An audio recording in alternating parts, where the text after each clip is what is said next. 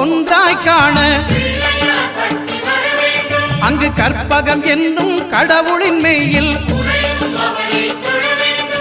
சூரியன் முதலாய் 9 கிரகமும் பலவித குணங்களை கொண்டிருக்கும் எங்கள் கற்பக தருவில் அவை வரும்போது ஒன்றாய் சேர்ந்து பலனளிக்கும்.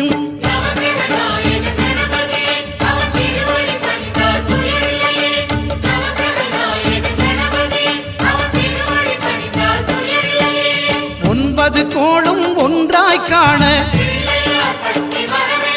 அங்கு கற்பகம் என்னும் கடவுளின் மெய்யில்